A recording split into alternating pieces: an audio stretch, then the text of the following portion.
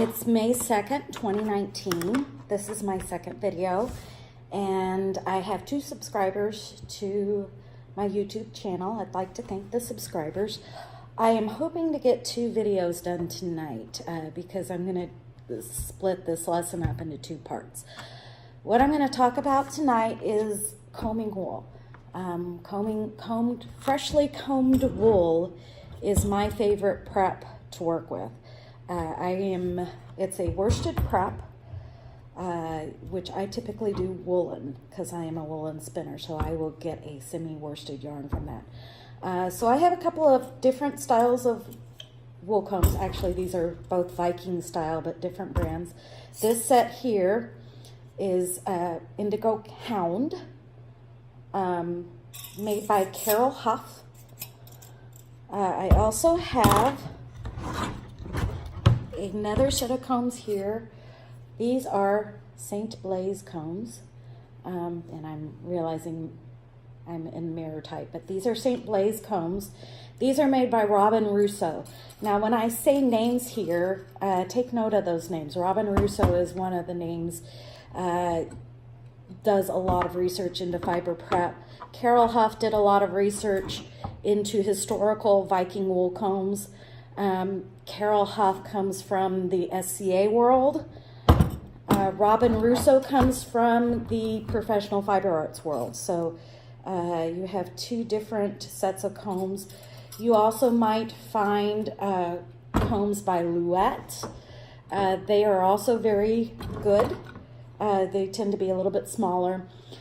Typically Viking wool combs, which Viking wool combs are combs that are held in your hands as opposed to clamped to a table. I'm going over Viking wool combs tonight.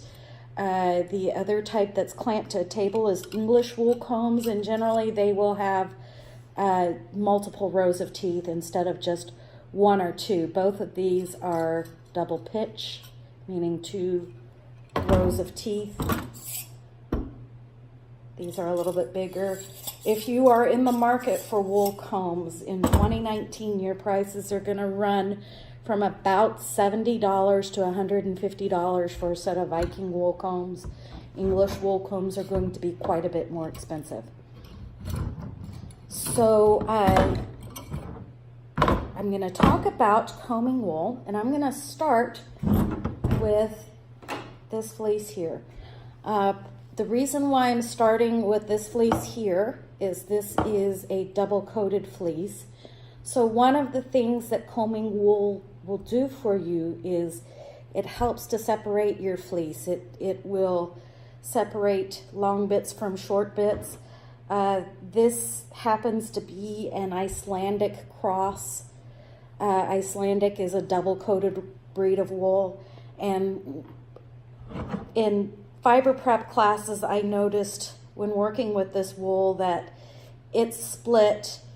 The colors were different, so it's easy to see with this fleece exactly what's happening because you have different colors there. So what I'm doing now is I'm loading up the combs with fiber. This fiber is a little bit matted. I'm pulling out this little bit here. This is what's called a second cut, which is very, very short. So if you come across second cuts, those are going to be pulled out anyway, so you can pull those out from the beginning and not worry about them. This is not a second cut. This is actually a wadded up, because I can see the staple length on that's a little longer. This is a second cut. So I'm going to charge the combs, load them with wool, and I tend to be overly generous. When you're first starting, you might want to, load them about halfway up. So I'm going to load these up to like the bend in the teeth. Not packed super tight because this is going to spread out as you comb, but somewhat loose. you actually have more on your combs than you have in the carders. So I'm going to show you after each pass what this looks like. This is starting here. When you're loading the combs, you can choose to load the locks all in the same direction. So a lock is, if I have this sheep, how it would come off of the shearing. And usually you can tell with fresher fleece which side is the cut end. Some spinners prefer loading all the fiber in the same direction. I personally don't do that. It's personal preference.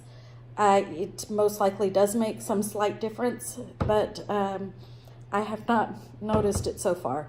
So for combing the fleece, basically to start with, you go lightly, and you're going to go lightly into the fleece, catch just a little bit on the edge, and then I rotate 90 degrees or 180 degrees and go to the other side.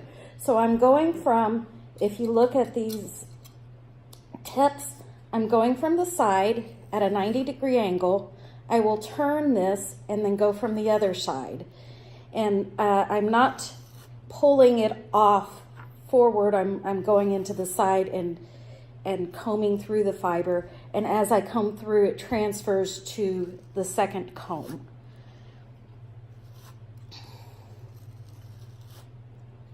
And the first pass, it can be a little rough.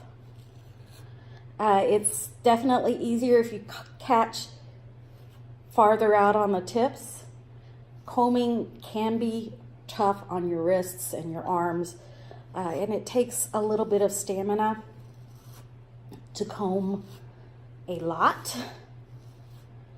The smaller combs will be easier than the larger combs because you're dealing with less fleece. Although this set of combs has very strong teeth, and so that helps with this set of combs because those teeth don't move, so it's easier to comb through the fiber.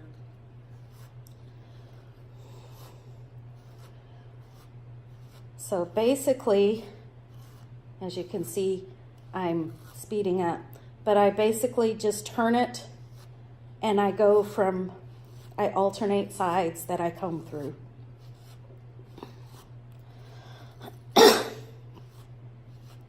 And I keep going.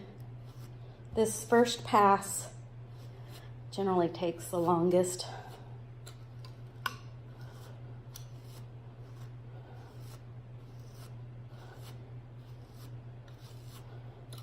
And another thing you can see as I comb through, what's getting left behind is shorter fibers over here.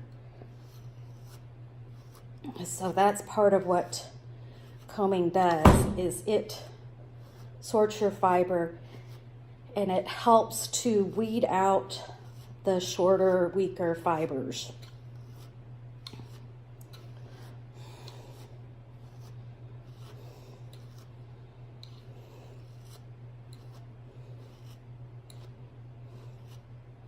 So at this point, I don't have much left on the one comb. I can take all of this fiber off, or if I'm stingy, I can pull at the longer fibers here. There's not a lot left. So here I pulled out the longer fibers that were on that comb. Because I'm stingy, I'm going to go through several passes, so the shorter fibers will be weeded out. This gets taken off and put aside. And when I'm done, I will show you the difference of what's combed out, because you're going to lose 50 to 60% of your fleece. But it's shorter cuts, it's less desirable wool. And you can felt with that. You can use it as stuffing. You can use it as fertilizer. so it's not completely wasted if you don't want it to be. So, and looking here, this is starting to even out. This is the fibers I pulled, so it's starting to even out. It's still a little messy, but it's starting to even out. So I'm done with the first pass. So what I do is I transfer the comb that has fiber on it to one hand, the other fiber, so basically these combs swap hands, and I start to comb again. And I will do 3 or 4 passes.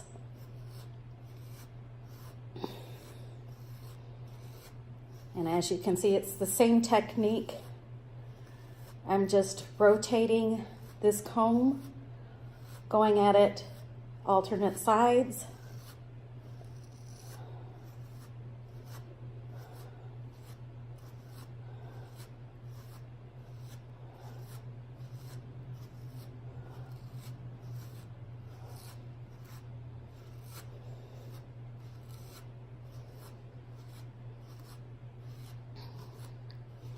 And I can tell I'm done with a pass when either I'm not getting any more or what I have left on the comb is short. The first couple of passes, it's less obvious than the remaining passes, but as you go through, you can see at the bottom, this is even, this is more even for the second pass. The length of the fibers at the top, this is starting to get a lot more even.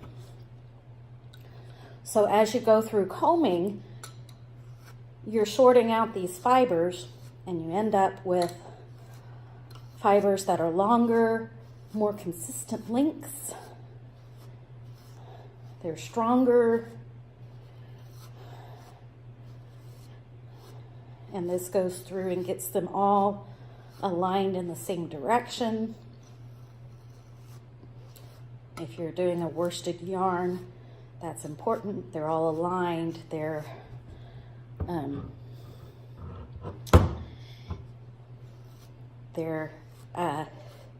smoother, stronger, similar lengths. So, and one of the things I can see, I don't know if you can see with this second pass, it's really obvious with this second pass, and I can see it on the camera too. This is a darker color. This comb has the guard hairs still in it. This is lighter. This has the undercoat. So you get the separation you can start to see of this double-coated fleece between the wiry guard hairs and the fluffy, soft undercoat. So with this fleece, if you're wanting a soft yarn, you can comb it and get the softer yarn, the downy undercoat. And you can use the other combings. You can card those. You can spin those into a sturdier yarn. I just encountered something that happens with combs. Be very careful not to grab the teeth. So like there, I'm grabbing the teeth. You can't really see it very well. But you have to be careful because it's easy to get these teeth bent on the combs. I find that the indigo hounds tend to catch teeth a lot less. And I'm not sure if that's because of the curve of the combs.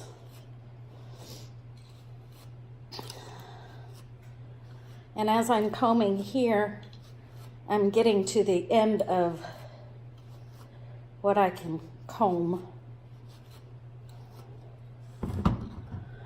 If you look, there's a definite difference in the length of the fibers that are left behind. So with this one, I could pull out the fibers again if I want to do another pass, or I can just take that. So I now have 2 bits of fiber that I've taken out. And this is, you know, this is just about as big. The fiber's a little bit nicer, but there's still the second cuts. It's still obvious that this is wool that I don't want to spin. So I'm looking at here. This is obviously getting much more even, much softer, and you can see based on the double coat, it's very obvious what's getting combed out, these guard hairs versus the undercoat. So I'm going to go one more pass because it's not done yet. I still pulled out quite a bit. Perhaps more on that second pass than I did on the first pass.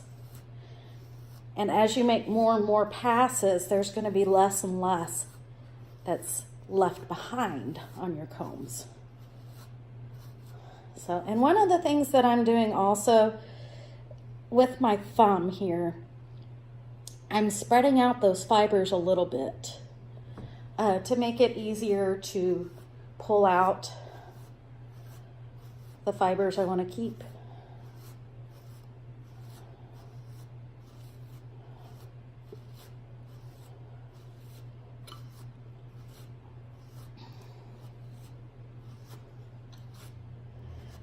And here it's becoming a lot more obvious that I'm left with fibers that are all shorter, quite a bit, like an inch long.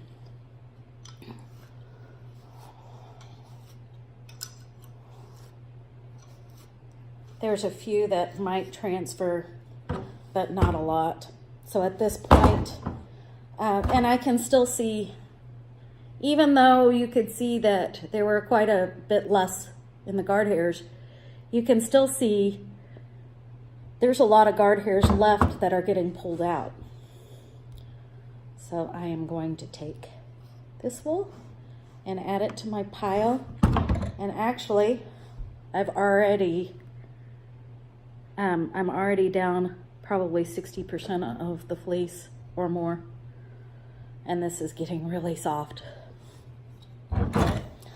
Because I pulled out quite a bit still, I can tell there's probably more to pull out. So I'm going to go another go.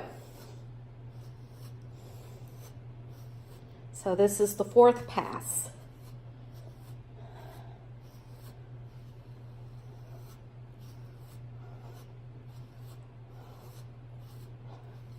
This is not necessarily a slow process.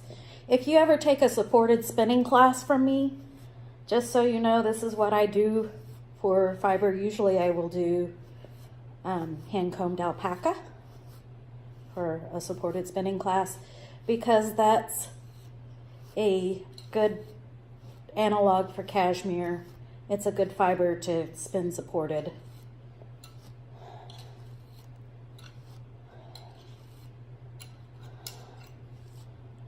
And I'm looking at this.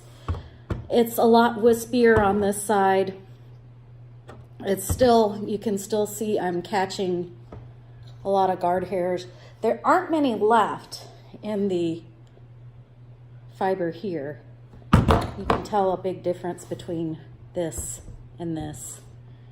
This has a lot of guard hairs. This has very few, 2 or 3 that I see. Well, a little more there, but not nearly as much, and it's getting very, very soft. I don't have a lot left on the comb. I think I have one more pass to get all of the fiber out that I don't want to spin. That is still, as I'm combing it out, it's still very similar to the stuff I've combed out before.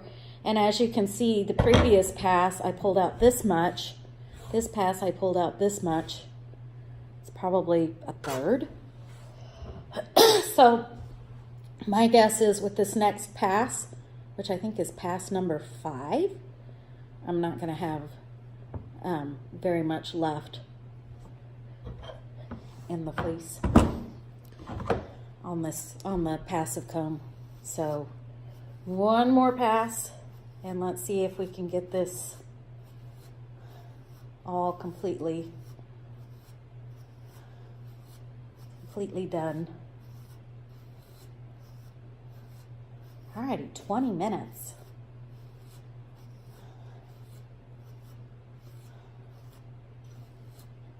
The next part of this is not going to be as long because dizzing is not that long.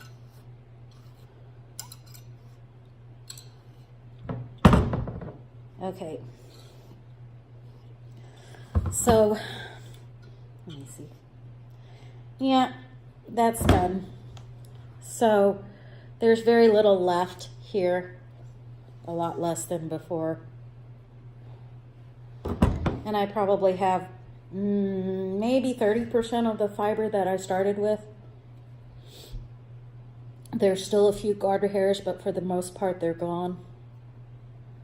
And you can see the difference in the color, which is kind of why I like, for demonstration, this particular fleece. I think it came from Lollipop Farms. It's an Icelandic cross. So, and you can see here, it's all pretty much the same length. I like to joke that when you're done combing, your combs generally look like a Fraggle. So that's the combing process. At this point, you can either pull it off the combs or use a diz. The next video is going to be on using a diz, and it will be shortly. Thank you for watching, and please subscribe.